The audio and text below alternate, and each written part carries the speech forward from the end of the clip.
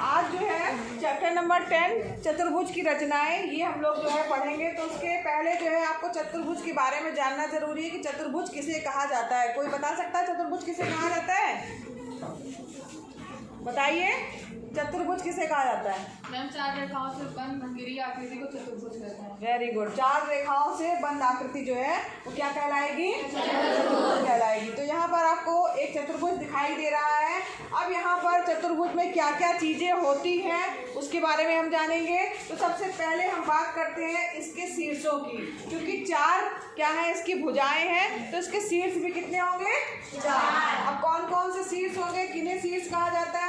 ये एक ये शीर्ष है, बी सी डी। शीर्ष मतलब हो गए कोने जो है, यहाँ ये बिंदु जो है ये आपके क्या कहलाएंगे? 4 शीर्ष कहलाएंगे। तो 4 शीर्ष कौन कौन से होंगे? A B C D. ठीक है, सबको याद रहेगा, बन जाएगा?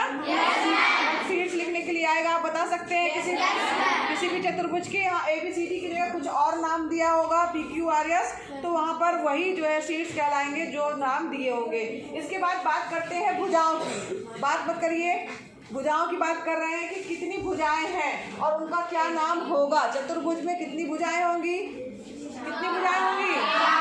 4। ठीक है, तो 4 जो है चतुर्भुज में भुजाएं होंगी। अब इन भुजाओं का नाम क्या होगा? मान लीजिए चतुर्भुज की चारों भुजाओं का नाम लिखने के लिए आएगा, तो आप जो है वो क्या लिख सकते हैं? तो यहाँ देखिए 4 भुजाएं जो है, अब 4 भुजाएं, एक भुजा आपकी ए बी हो गई, ध्यान दीजिएगा। ठीक है, दूसरी बात बी सी डी और ये क्या हो गई इसकी? 4 भुजाएं हो गई। ठीक है, तो यहाँ पर चतुर्भुज में 4 भुजाएं हो गई। अब बात करते हैं कोण की, कि चतुर्भुज में 4 कोने हो गए, मतलब 4 शीर्ष हो गए, उसके 4 भुजाएं हो गई।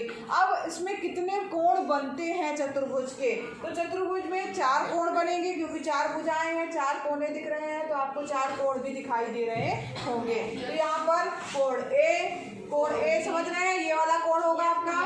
कोण बी, ये वाला कोण होगा, ठीक, जो कि ए बी सी बना है। बी सी डी जो है वो कोण सी कहलाएगा, और यहाँ पर एक कोण और कहलाएगा, कोण डी, जो है सी डी ए। तो यहाँ पर इसका नाम जो है 3 पूरा ना लिख करके केवल शॉर्ट फॉर्म में कोण ए, कोण बी, कोण सी और कोण डी, ये 4 कोण हमने लिख लिए। यहाँ पर एक चीज और ध्यान दीजिए, कोई बता सकता है बच्चों कि त्रिभुज हमने पढ़ा था, तो त्रिभुज के तीनों कोणों का योग कितना होता है? त्रिभुज के तीनों कोणों का योग बताओ, खड़ी हो। 180। बताओ तुम। 180। ठीक है, सही बोल रही है। तो त्रिभुज के तीनों कोणों का योग आपको पता है 180 होता है। अब हम बात कर रहे हैं चतुर्भुज की। तो चतुर्भुज की अगर हम बात कर रहे हैं, तो चतुर्भुज के 4 कोण बन रहे हैं, तो चारों कोणों का योग जो है वो 360 होता है। चतुर्भुज के चारों कोणों का योग कितना होता है? 360। अगर हम चतुर्भुज को देखा जाए तो वास्तव में यहाँ पर देखिए आप 2 त्रिभुज दिखाई देंगे, है ना। तो 180 प्लस 180 यानी कि टोटल कितना हो गया? 360। तो इस तरीके से चतुर्भुज जो है उसके चारों कोणों का योग कितना होगा? 360। ठीक है, अब यहाँ पर बात करते हैं संलग्न भुजाओं की, कि संलग्न भुजाएं कौन सी होंगी। संलग्न का मतलब होता है जुड़ी हुई। तो जुड़ी हुई भुजाओं की अगर हम बात कर रहे हैं कि इसमें कौन कौन सी भुजाएं जुड़ी हुई है, तो यहाँ पर देखो जुड़ी हुई मतलब कि ये भुजा और ये भुजा आपस में जुड़ी हुई है बिंदु ए से ना।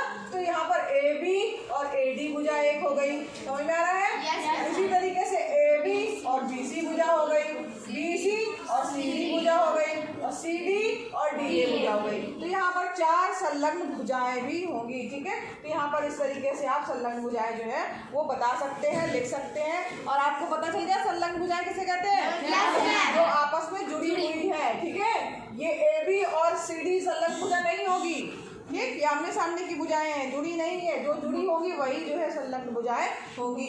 ठीक है, अब यहाँ पर सम्मुख भुजाओं की बात करते हैं कि सम्मुख भुजा कौन सी होगी।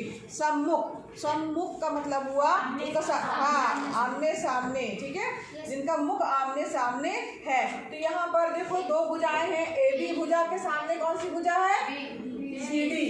ठीक है, दिख रहा है? ए बी भुजा के सामने जो है वो कौन सी भुजा दिखाई दे रही है? C D. और इसी तरीके से ए डी भुजा के सामने कौन सी भुजा दिख रही है? B C. ठीक है, तो यहाँ पर ये क्या हो गई आपकी सम्मुख भुजाएं हो गई। ठीक, यहाँ सबको समझ में आ गया सम्मुख भुजाओं के बारे में? ठीक, बता लोगे ना सम्मुख भुजाएं कौन सी है? अब बात करते हैं विकर्ण की। तो विकर्ण क्या है? यहाँ पर देखो विकर्ण जो है वो जो आमने सामने के जो है सम्मुख कोण है उनको अगर हम मिला दें तो जो है उस विकर्ण से पहले हम पढ़ लेते हैं सम्मुख कोण।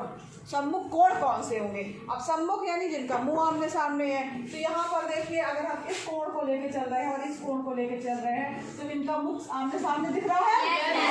दिख रहा है? सम्मुख कोण कौन सा होगा? ये सम्मुख कोण हो गए। इसी तरीके से इस कोण को और इस कोण को देख रहे हैं, इनका मुंह आमने सामने है? दिख रहा है? ये क्या हो गए आपके? कोण बी और कोण डी क्या हो जाएंगे आपके? सम्मुख कोण। सम्मुख कोण सबको समझ में आ गया? अब इन्हीं सम्मुख कोणों को अगर आप मिला देंगे तो क्या बन जाएंगे? विकर्ण। यहाँ पर देखिए ए को सी से मिला देंगे, ठीक, और बी को डी से मिला देंगे तो ये जो ए सी और बी डी ये जो आपको मिल रहे हैं ये क्या हो जाएंगे? विकर्ण हो जाएंगे। और चतुर्भुज में 2 विकर्ण होते हैं। ठीक है, कितने विकर्ण बनेंगे? 2। क्योंकि सम्मुख कोणों को मिलाने पर जो है, ठीक, सम्मुख बिंदुओं को मिलाएंगे, सम्मुख कोणों को मिला देंगे तो क्या बन जाएंगे? आपके विकर्ण प्राप्त हो जाएंगे।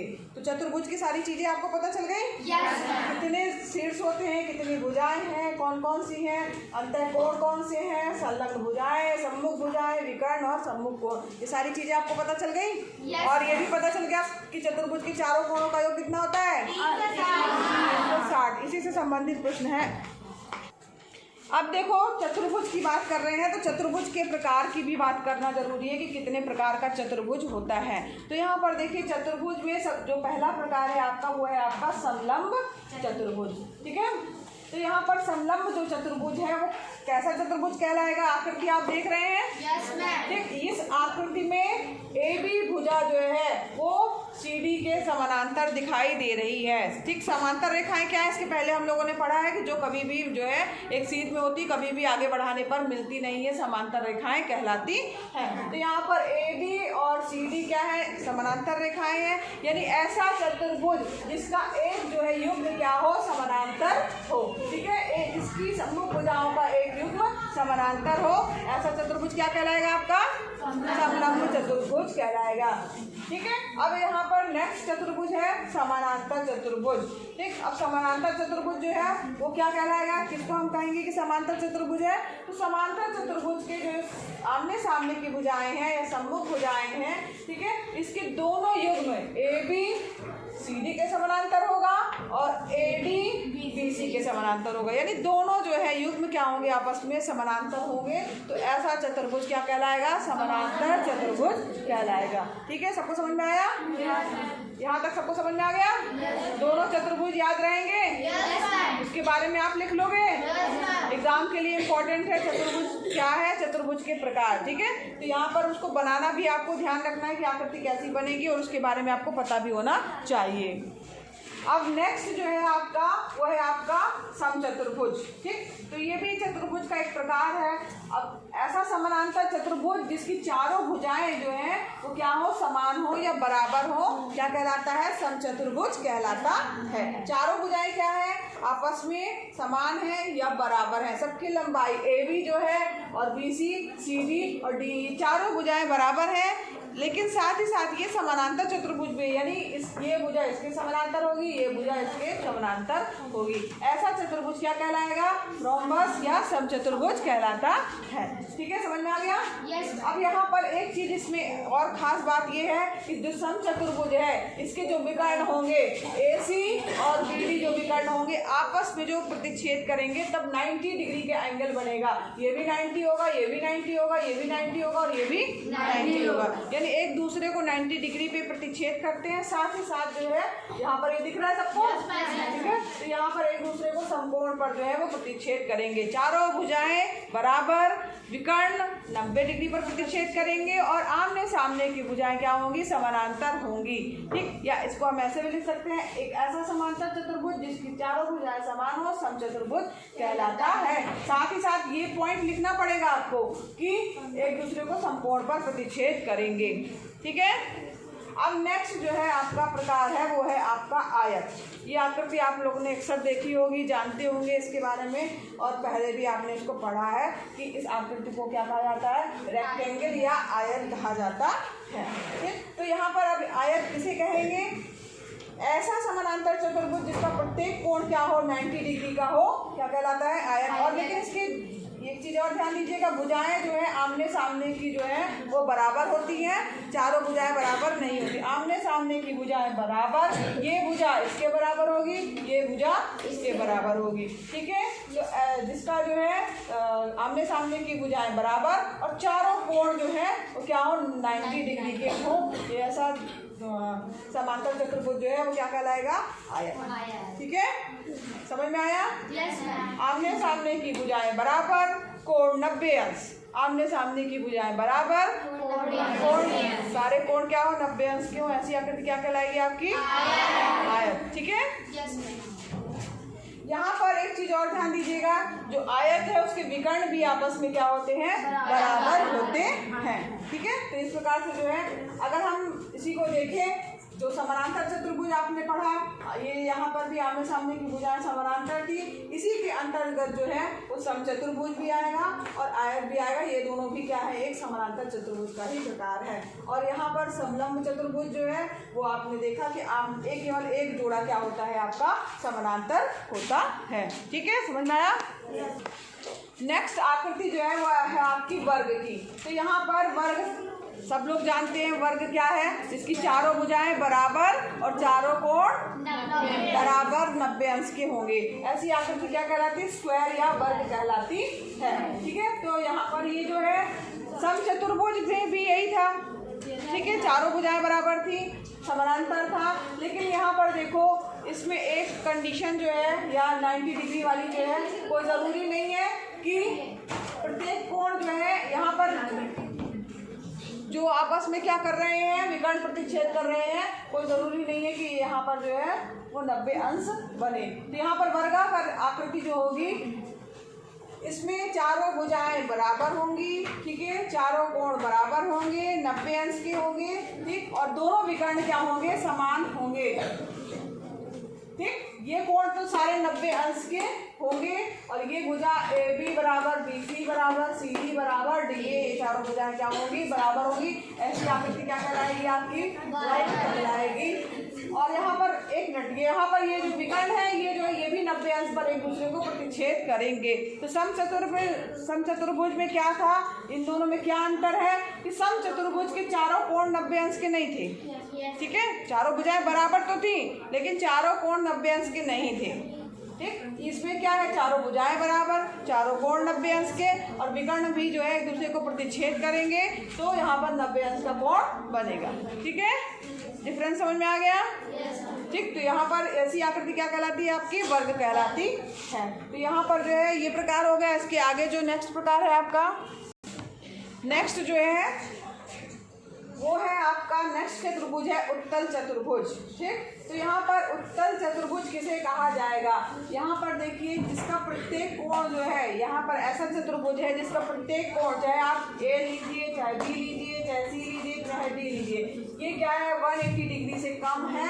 ठीक है, छोटा है, तो ऐसा चतुर्भुज क्या कहलाता है आपका, उत्तल चतुर्भुज कहलाता है। ठीक, तो यहाँ पर देखिए उत्तल चतुर्भुज सब समझ गए। अब यहाँ पर देखिए एक और चतुर्भुज है वो है अवतल चतुर्भुज। अब अवतल चतुर्भुज क्या कहलाएगा, जिसका एक कोण क्या हो 180 डिग्री से बड़ा हो। ठीक है, तो यहाँ पर देखिए ये चतुर्भुज बन रहा है ABCD, तो यहाँ पर ये ABCD एक चतुर्भुज की ही आकृति है, लेकिन इसमें जो है ये वाला कोण C को अगर आप ध्यान देंगे तो ये क्या है आपका 180 डिग्री से ज़्यादा है, इसलिए ये क्या कहलाएगा, 180 अंश से बड़ा है। तो ऐसा चतुर्भुज क्या कहलाता है, अवतल चतुर्भुज कहलाता है। ठीक है, उत्तल चतुर्भुज 180 अंश से सारे कोण कम होंगे और जिसमें एक कोण 180 से ज़्यादा है वो क्या कहलाएगा, अवतल चतुर्भुज कहलाएगा। यहाँ पर एक और चतुर्भुज है। ठीक है, ये यहाँ पर देखिए ये आकृति जो आपको दिख रही है ये है आपकी पतंग की आकृति दिख रही है, इसे जो है क्या कहा जाता है, पतंग कहा जाता है। इसमें देखिए दो भुजाएं ये और ये आपस में बराबर होंगी और ये आपस में बराबर होंगी। तो यहाँ पर दो संलग्न भुजाएं आपस में जहाँ बराबर दिख रही हैं यहाँ पर, ठीक है। तो ऐसी आकृति क्या कहलाएगी? आपकी पतंग जो है चतुर्भुज वाली आकृति कहलाएगी, ठीक है। अब देखो यहाँ पर एक प्रश्न हम लोग हल करते हैं जिसमें दिया है यदि किसी चतुर्भुज के 3 कोण, ठीक है, यहाँ 3 कोण दिए हुए हैं 65, 105 अंश और 110 अंश के हैं। तो चौथा कोण का मान ज्ञात कीजिए। कोई बता सकता है इसको कैसे हल करेंगे? कोई भी बताए। हाँ बताओ बेटा साक्षी। मैम तीनों कोण को प्लस करके 360 से माइनस करेंगे। हाँ वेरी गुड। तीनों कोणों को आपको जोड़ना है, इसके बाद 360 से माइनस करेंगे, क्योंकि आपको पता है चतुर्भुज के चारों कोणों का योग क्या होता है? 360। तो कोण, ये पहला कोण प्लस दूसरा कोण प्लस तीसरा कोण प्लस चौथा कोण बराबर 360। चौथा कोण आपको ज्ञात करना है, तो चौथा कोण बराबर क्या हो जाएगा? 360 माइनस इन तीनों का योगफल। इस तरीके से इस प्रश्न को हल करेंगे।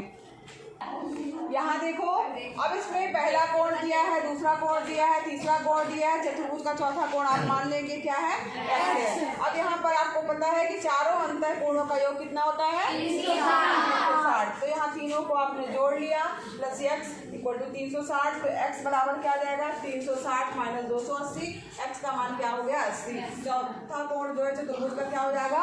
80 हो जाएगा, ठीक है, बन जाएगा। इस तरीके के क्वेश्चन जो है आते हैं, इसमें कोई ज़रूरी नहीं है आपको ये सब मान दिए उसकी जगह कोई भी दूसरा मान दिया है तब भी आप कर सकते हैं। अगर मान लीजिए ऐसा प्रश्न दिया हुआ है कि कोई दो कोण बराबर हैं, ठीक है ना, तो तब भी आप कर सकते हैं। इसको x मानोगे तो दूसरा वाला भी x होगा, ठीक है, तब x का मान आपका ज्ञात हो जाएगा। तो इस तरीके से भी आपको प्रश्न दिया जा सकता है कि दो कोण ना दिए हो, उसके बारे में एक कंडीशन दी हो कि दो कोण कोई भी बराबर हैं, तब भी आप जो है इसी के अनुसार जो है हल करके आप जो है मान ज्ञात कर सकते हैं।